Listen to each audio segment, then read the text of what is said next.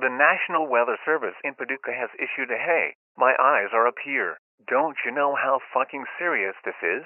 This isn't your grandmother's bullshit sunshine storm. This is a severe thunderstorm warning. I can see you don't give a grandpa saggy balls, so I'll keep going. Until 6:45 a.m. You know what? I hope you know how fucking serious this is. These aren't your little kid winds less than 60 miles per hour. These winds are greater than 60 miles per hour, which will take the hair right off of your balls.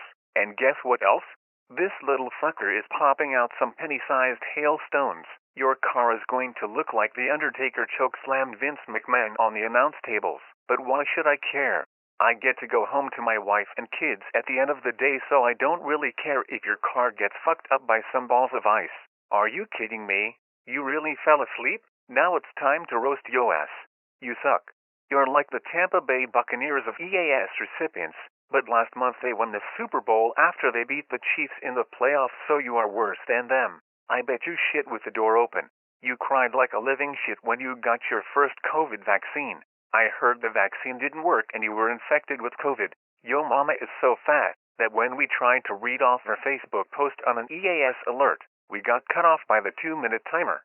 You are a very unlikable individual. You smell like someone left the doors open at Willy Wonka's murder factory.